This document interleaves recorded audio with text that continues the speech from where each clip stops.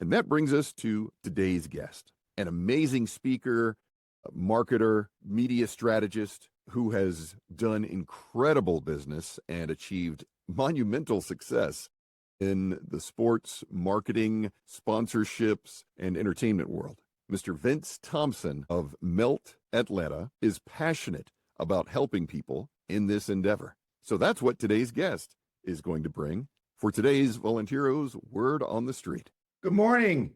Morning, Vince. How are you? I got cleaned up for you. Okay, perfect. Can't put much lipstick on this pig, but I tried. Well, it's still a pretty dress, right? Well, that depends on who you ask, right? Hey, thank you very much for joining me this morning. I appreciate it. It's an honor. It's an honor. Here on Volunteero's Word of the Street, where we like to give recognition in the community to different volunteers who are heroes. In this case, you are somebody you've apparently done it all in terms of marketing and working with some of the largest corporations, not just in Atlanta, not just in the Southeast, not just in the country, but in the world. Now, you're the founder and CEO of Melt. Was it with Melt that you started working with Coca-Cola or ESPN or Aflac or any of these other 200 agencies and companies and corporations, or was it just something that came about organically? No, I've been very blessed in my life. So first of all, thank you for having me. I'm honored to be a partner with you in a lot of endeavors. Big fan of yours, and obviously the things that you guys do and you do for the community. I grew up in very rural Lower Alabama. Okay. The real LA with one red light, and my town of 800. My dad was the mayor and had a mercantile, and wow. And I just had a great love for sports. And at that time, back in the day, it was the Snake Stabler and wow. Yeah, Kenny. And he was everybody's icon, amazing guy, and fell in love with sports. Was starting writing for the local newspaper. Wrote my sports heroes back in the day. Which town? You said Lower Alabama. It's called Chatham, Alabama, which is about 60 miles north of Mobile, near the Tombigbee River. If you drive south, you'll be at Gulf Shores and Orange Beach, the Redneck Riviera. And so I had that love, wrote for the local paper, went to Auburn to actually be a sports writer. Okay. And I had in my first journalism class, I had a random encounter with the head of sports PR. And it was the period of Bo Jackson and Charles Barkley. And I went up to him after class and I said, wow, I want to be there. And he said, well, come this afternoon. And so when I'd gotten out of school, I'd worked on hundreds of events, published tons of articles, helped Bo win the Heisman. Barkley and I hung out and ate pizza together. I'll tell you about that one day. Long story short, a lot of pizza. Well, there might have been layers to that pizza box if you're catching my drift now. Yeah. So might have been some pizza money in there too, but we'll talk about that one day. So anyway, went to Birmingham, had a good 15-year career, and I decided I wanted to dive in the deep end. So had a newborn and moved to Atlanta. Didn't know that many people, knew a few Auburn alum, and said, I think I could do marketing in sports better than anybody. And I wanted to see if I was smart as I thought I was. Clearly I wasn't, but had some relationships in Birmingham with the bottler, because Mothership at Coke doesn't own the distribution rights. That goes back into the 1900s, early 1900s, late 1800s. And there was a major Southeastern bottler in Birmingham. We had worked together in my previous professional life. They introduced me to some folks at Coke North America. They said, hey, you'd worked on some Powerade stuff through the bottler. My first assignment was putting Powerade water coolers out at an AAU championship. Okay. And that was 2000, 2001, 9/11 hit. That was a curveball, tragic for everybody. And then I get a call one day and later, and from some different people at Coke, and they said, hey, we want you to come down and meet. And the insecurity in me said, well, God, I don't think I'm getting fired. And I walk in the room, and I've got a coat and tie on. Back in the day, you wore a coat and tie. And they're like, well, you're not an athletic trainer. I'm like, no. I've had already a 15-year career, multi-billion-dollar public company I'd worked on. And they were like, we just needed to talk to you about some water coolers because we're about to sign a 10-year, $500 million deal with the NCAA for all the NCAA championships, biggest deal Coke had ever done at the time. And but now that we know you, we think there's much more than that. And I said, I think there is. And they said, well, what would you do with the Final Four? And it was 2003 in New Orleans. And I said, my biggest ideas are the most obvious. And everybody goes, well, why didn't I think of that? So I said, Coach's going to own the off day and refresh the fans. There was nothing to do in between Saturday and Monday, the Final Four. And we're going to throw a big old party on the Mississippi River with all the great jambalaya and Coke restaurants and great New Orleans bands down there, Cowboy Mouth, Bag of Donuts. And man. Yeah. Okay. They said, but you got to get an office working out of the home. And you got to change your company name because my company name was Vinny Incorporated because my nickname at Auburn was Vinny Inc. And Right. I said, because we're Coke and, obviously like you got to step it up. And I said, well, I'm broke. And they said, here's a big contract. And I said, okay.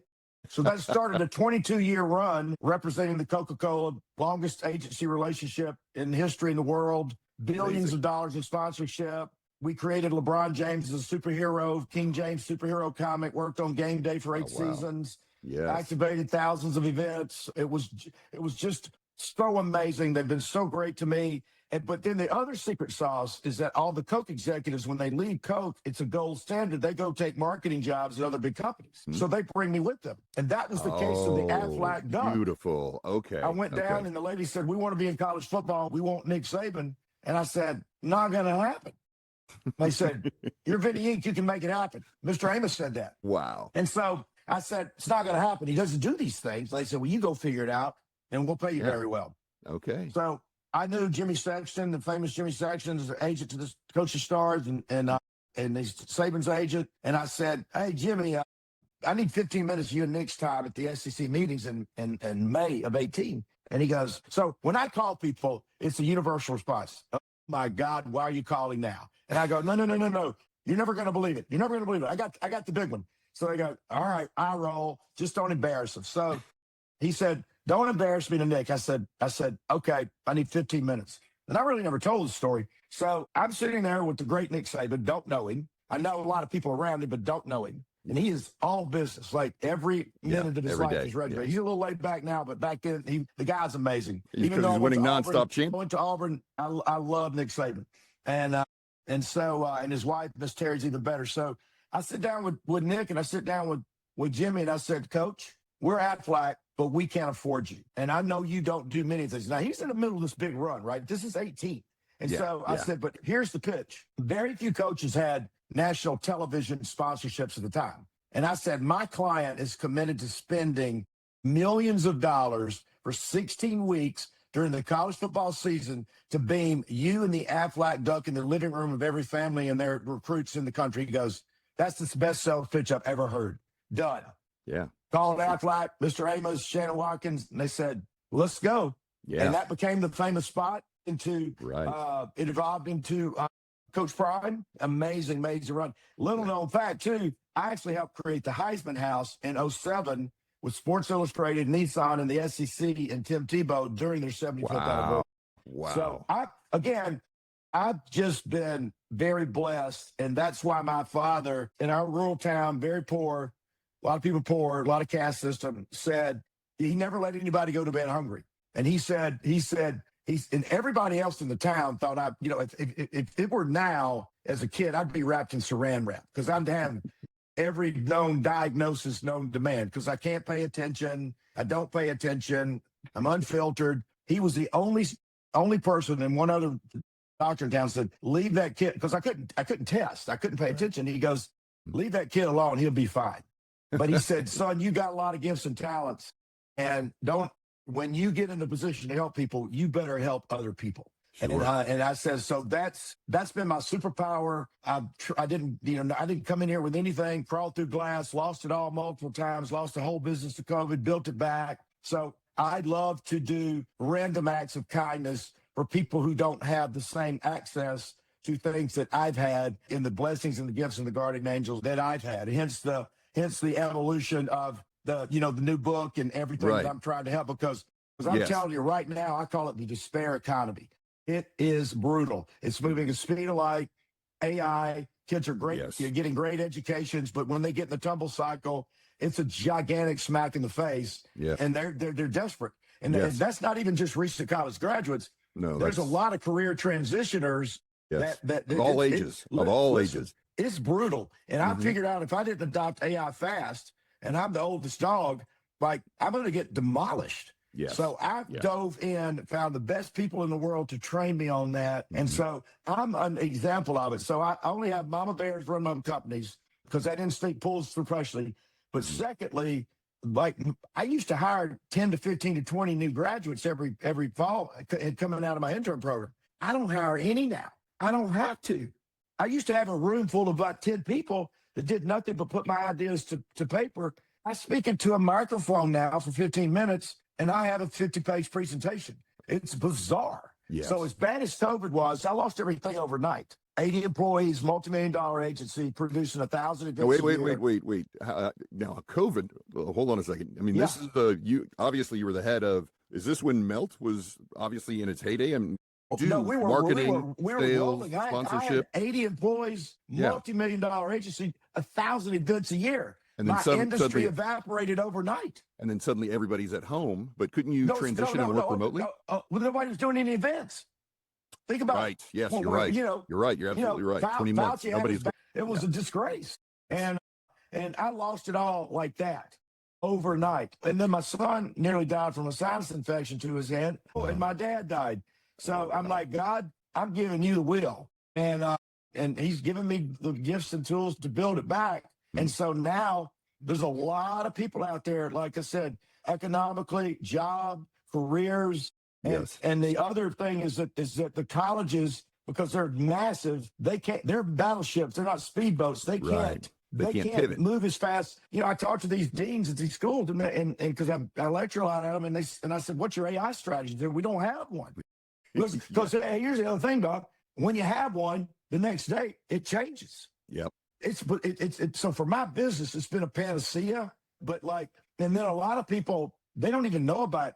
They know about chat to plan a trip, but they don't know about Claude. So chat is like a Volvo. Claude is like Artemis. Mm-hmm. And so, but it moves so fast, and so I feel bad for a lot of people. And by the way, this is just the first inning of this. Yes. I think this is going to be a tsunami. There's massive debate about. So the angst about the data centers is not only about the natural resources, but it's also tied into the fear of what it's going to do to people's lives. Absolutely. And so I think we've got about a 3 to 5 year window to see where this thing's going to settle out. Yes. And actually, instead of even saying 3 to 5 years, we need to talk about this in weeks and months, right? So 36 months to 60 months to make that transition, because that'll give more of a sense of urgency for people to understand they have got to adapt. They have to pivot and start incorporating more AI strategies. This is something that I've been very passionate about over the past few years because, again, involved in the community, went from the different workshops and seminars when they started talking about AI affecting 14% of the population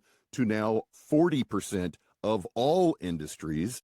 And in particular here in Georgia, which is very strong in retail, logistics, what else? Military. Yeah. And of course, cyber. AI is directly having an impact on our own communities and workforces. And so now let's talk about this transition and this pivot for you from working with these massive corporations and sponsorships and marketing and sales and licensing and name image licensing, right? And in terms of that, to really helping all young people, because what you've created with Melt University is just mind-blowing. I absolutely love what you've created, the book you made, the Build brand, you too.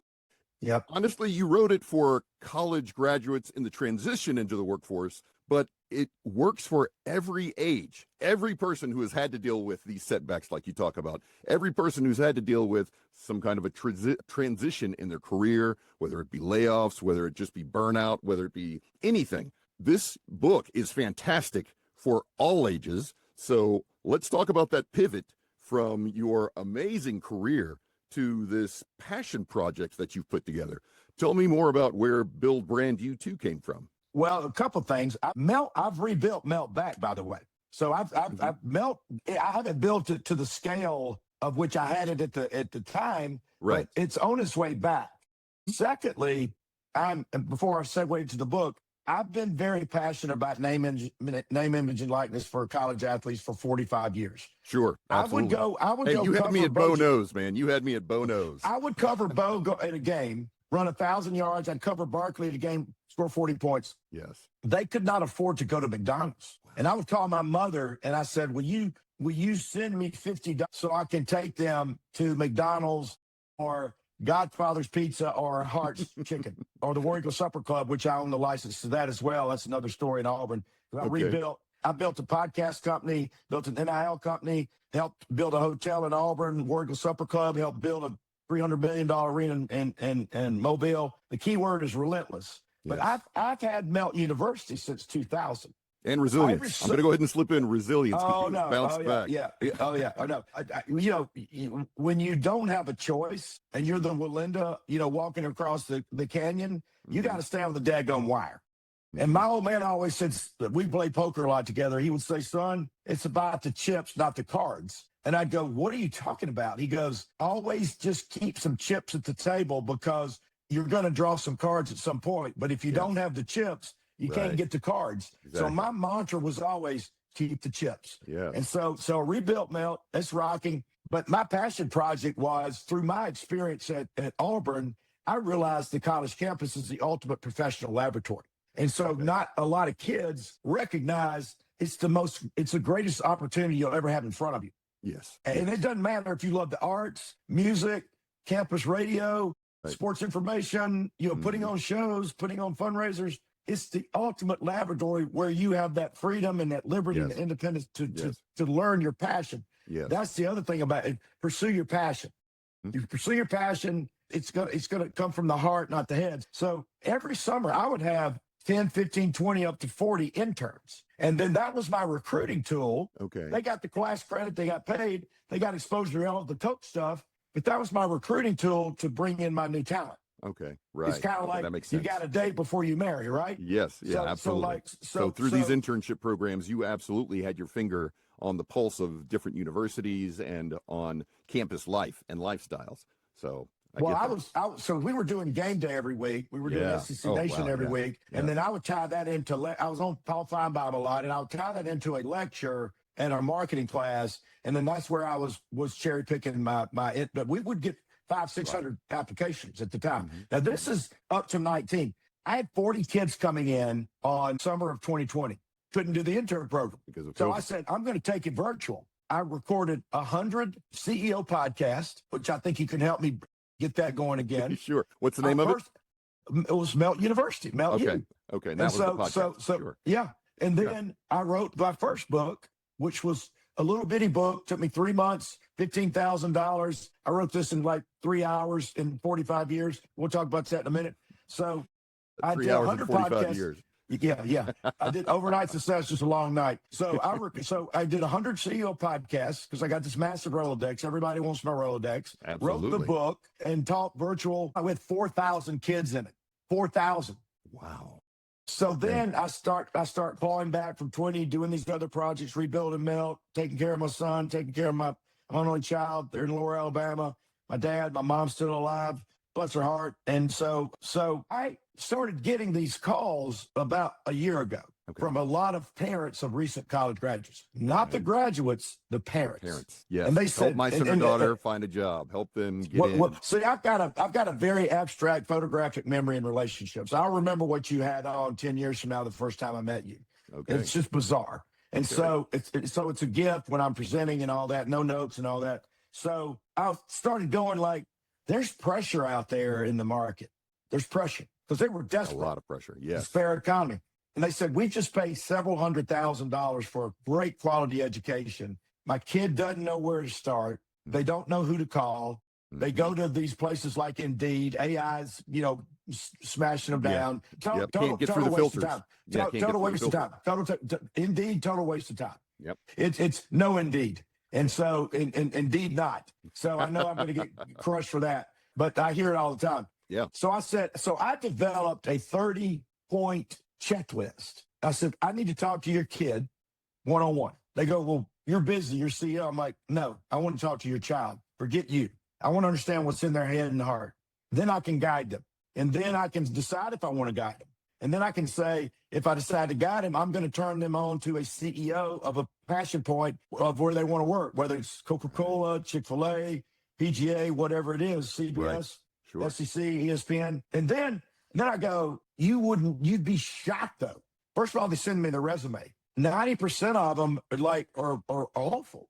I'm like, you're underselling yourself. You're a brand. Who taught you to do this? Well, that was the template we had to get to graduate. I'm like, a resume is a blind date. Yes. You just got to show a little bit enough to get to the second date. It's a 5-second billboard on the interstate. These are busy people. Sell yourself. It's a headline of a newspaper. What's your career objective? I don't know. Well, how the hell am I going to guide you?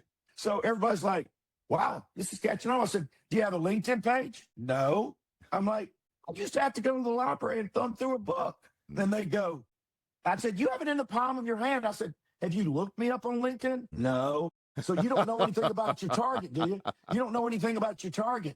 You know what to, yeah, I think so. My dad said, I'm hanging up on you. I said, I got 23,000 followers on LinkedIn. It's top percentage of the world. I said, that's the greatest access to the Rolodex. I said, then you need to know everything about me. It's called softening the target.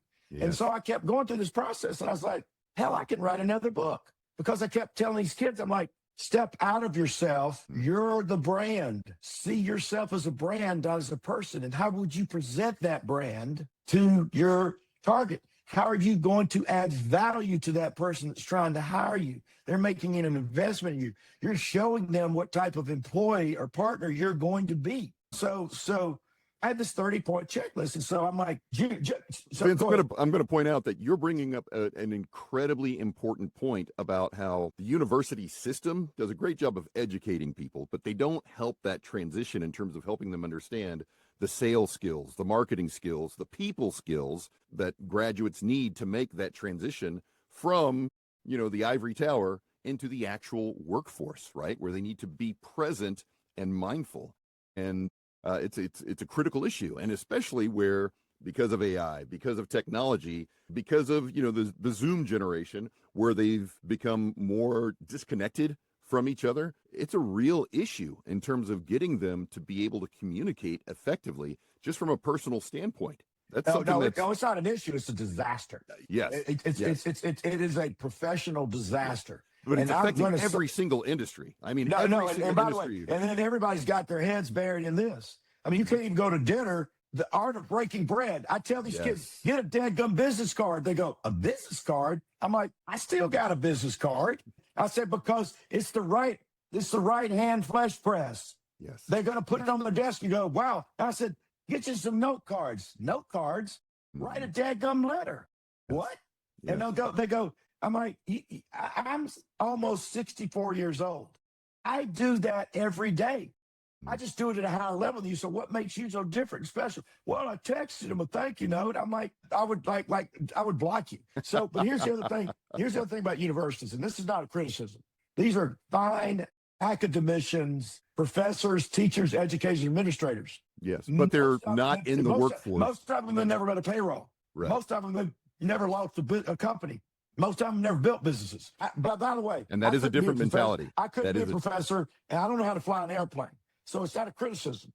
But like at what point do we step back and go, all right, we might need to get some practical education infused, because people are starting to go, well, do I need to pay $500,000 to go drink beer for 4 years, to go out and make $30,000 a year? And it's below any quality of living after they've been raised by, it's just a different time. Yeah. And listen, I see it every day. Even I see it with my son and his peers and all of that. But here's the thing, it's moving so fast. Yes. So so that's why I said, let's step back. Everybody thinks it's overnight, I'm gonna be an influencer, blah, blah, blah, blah, blah. None of that's real. It's not real. Yeah. No. It's not real. It's an illusion. Mm-hmm. And so, and Carter, my son, goes, comparison is the thief of joy, and he won't do social media. But I'm gonna tell you where there's gonna be a comeback. Trade businesses. Somebody still got to weld. Somebody still got to get the trash. Somebody still got to fix the HVAC. Somebody still got to fix the plumbing. You're going to see a massive rise there about electricians. I was at dinner with a very highly esteemed architect, had a kid at SCAD, and I said, what does your other child do? He goes, about to graduate in welding. I go, that's amazing. And he said, guess what? State paid it through. He's 20 years old. He will be retired at 45 with full state benefits through the rest of his life. Wow. Yeah. Wow. I go, that makes me proud. Now, SCAD is a different example, too. Mm-hmm. That's true. Day one, they're preparing you for the real world. Yes. Yeah. They have an incredible alumni transition program. You know what? You just bring up an excellent point, because I was actually talking about the fact that my workout buddy, former Marine, he's been in the creative services industry, worked on films and TV as in sound and acting and set design and crew. He's going back to SCAD to leverage the networking, to leverage their assets, and to leverage everything that SCAD has as far as resources go in terms of cutting edge technology. He's going back specifically to leverage all of that, knowing what he knows now as a professional in the industry. So it's fantastic that you're bringing up SCAD right now, because that's exactly what TJ is doing, is leveraging SCAD's amazing networking. I mean, that's a university that has done really, really well. It's one of the greatest integrating Paul Wild's one of the greatest success stories in the world. Yes, Greatest. yeah, I mean, yeah. it's go over there like that. So, really you just giving me a good idea. I'd like to partner with SCAD, because, like, not only with my book, everybody wants my Rolodex. Yes. I'm like a barnacle. I've been doing this for 45 years. And so now I'm stuck to the pylon, and the waves are hitting me, and I'm old and crusty. But when you run up against me, you're going to get jagged edges. So, and I will take any phone call. They go, well, you're going to take this call? I'm like, well, why wouldn't I? And so like, if I can touch one life, and I can impact that life, and I can change that life, that goodwill and karma out in the universe will be my guardian angel. Yes. And and there's a million opinions to be out there. I'm an acquired taste. But what they can't say is, I help my fellow man every day and woman. Yeah, definitely. Vince Thompson, that is absolutely what we call a blessed life, right? Where you can lay that foundation and succeed in spite of yourself. And when your friends come out for you. Yeah, let me tell you about the book. So I wrote this 30-page checklist. On June the 11th, I get a call overnight. My mother has aspirated pneumonia and is on her deathbed in Mobile, Alabama. I go, what the heck is that? Wow. I'm an only child. I talked to her twice a day. She was fine the night before. So drive through the middle of the night to Mobile, get to her bedside. It was on the 3rd anniversary of my dad's death. I said, you're not dying today. She goes, okay. And she clawed her butt back out of there and walked out of there in 2 weeks. Cut the grass yesterday. But while I was bedside in Mobile Infirmary, which is a world-class healthcare facility, I want to write another book. And I go, but it's kind of daunting. So I called my mama bears, who are trained ninjas and mercenaries in AI. And I said, take this 30-point checklist and let's go experiment with Claude and see what Claude can do and turn this into a book. In an hour, it turned it into a 214-page book. In an hour. Yeah. And so then my ladies and my staff, they took that raw copy and they turned it into a book. Then you feed it back into there in a software called Chapter, and it spits out the cover, the marketing plan, the distribution, the link to Amazon. And so she came out of the hospital. We were doing I had not done a summer holiday party in 7 years. A lot of pressure if you're an event producer to do your own party.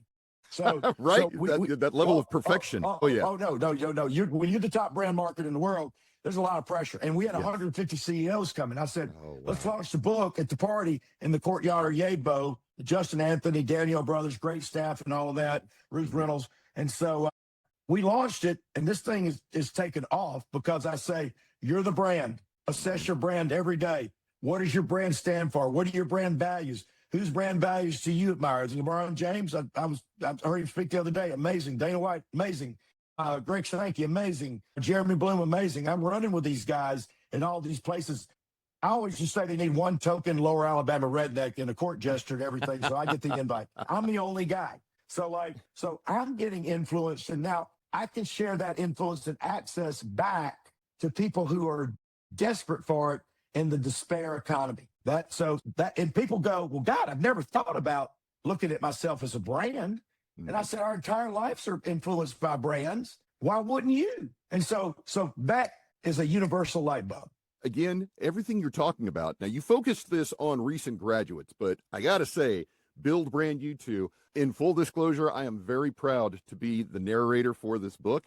And it's funny that you mentioned AI. That you are.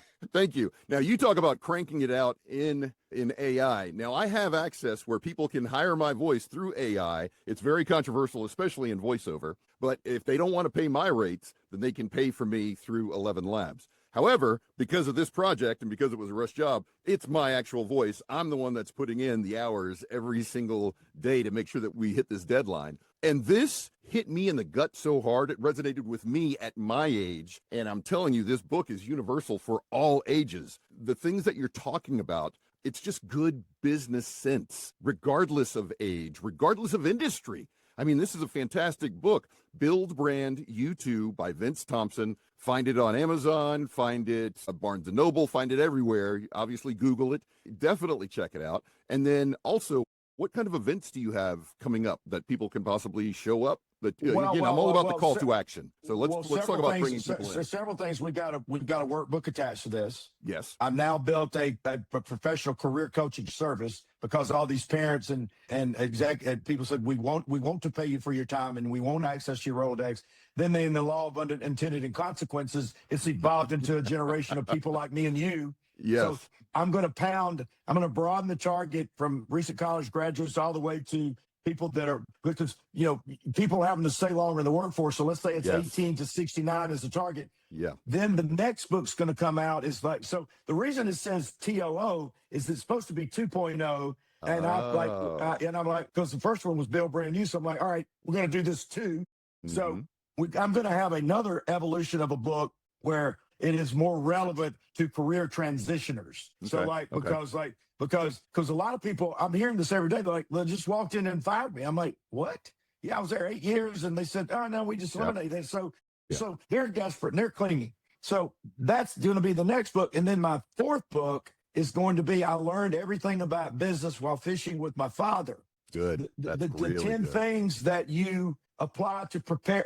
So when we were growing up, we didn't have anything to do but fish. Lake ponds, farm ponds, Tombigbee River, Gulf of Mexico. Yeah, and shoot. And my dad was a quiet, solemn wizard and wisdom. Brilliant politician, mayor 16 years, contributed to his community, first person to go to college in his family, didn't have running water growing up. And he would sit there with a cigar in his mouth and very quietly say, all right, son, got to prepare to go out the next day. Get the boat ready. Get the bait ready. What's the weather conditions? Yeah. What's the lake conditions? What's the water temperature? Let's get out there. You're going to get you got to make 100 casts to get 8 bites and two, you get the boat. Some are going to break off. You can't take it personal. If the fish ain't on this hole, go to the next hole and keep one last cast. What's the next cast? Cast it, son. If you don't have your bait in the water, you can't get your fish. Yes. So I'm turning that into a book. So I've got 2 more coming out because I'm not in this for profit. I'm in for it for a heart of gold. Because again, I'm desperate. And so because I recognize if I didn't adapt to AI, I was going to get demolished. Yes. And I'm like so I can prove you can teach an old dog new tricks. So if I can inspire people to embrace it, so embrace it, then I'm going to be out there to my last breath, being relentless as hell to make that happen. I absolutely love it. So again, my personal philosophy is motivate, educate, and empower. Because if it's not fun, they're not going to do it. But once they're at the party, right, get them to the party first. Then you could talk about whatever it is that you need to educate them. And then empowering, right, that call to action where you can help these people help themselves. So let's talk more about the workbook is working through it actively. Now let's talk about this coaching that you're talking about. So how do they join the list? Where do they enroll in MELT-U? Talk to me about where people can find this. So we have there's 2 options. One is our website, meltatl.com. The second thing is we have a microsite called buildbrandyou.com. Okay. And so you can attack it from both of those angles as well. On our website, you can leave your information, and then we've got a system to respond. Oh, and by the way, you can DM me on LinkedIn. I respond to every LinkedIn message. It's not just a random solicitation. Okay, so that's fantastic. I'm just Vince Thompson at LinkedIn, and you can go follow me. You can learn all about me. Vince Thompson Melt on LinkedIn, right? Just so Vince Thompson. We got one page for Vince Thompson, one for Melt. So Build Brand U, like the letter U, two. No, yeah. Build Brand U, letter U, TOO.com. Perfect. And then also Melt University or Melt ATL. meltatl.com. Perfect. By the way, we can do AI coaching as well. I've got brilliant tutors. Excellent. Excellent. Because by the way, it's intimidating because let me tell you one advice about Claude you need to tell your audience. You have to train Claude like a puppy. Yes. You have to train it to be intuitive and innate to you. Yes. And once you do personally and professionally, you'll be mind blown. Now, by the way, it's not perfect. It's not perfect. That's why you got to be careful. You got to proof it. You got to have screeners. You got to read through it. You got to. Yes. So I'll go mess with Claude and say, I'm going to go put you through Chat GPT, and Claude gets offended. It's bizarre. It's bizarre. Yeah, they do And so, compete, and they are no, no, absolute no, rivals. it's wild. Yes. So yeah, I appreciate everything that you're doing. Let's Mhm. work together and inspire and influence. Absolutely. Yeah, I like that. Inspire and influence. Vince Thompson, you are an incredible individual, and I am so thankful to have you on Volunteero's Word on the Street.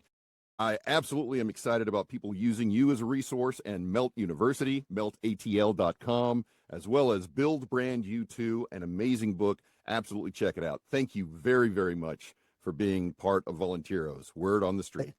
It was an honor, and thank you for all you do for everybody in this community. Thank you.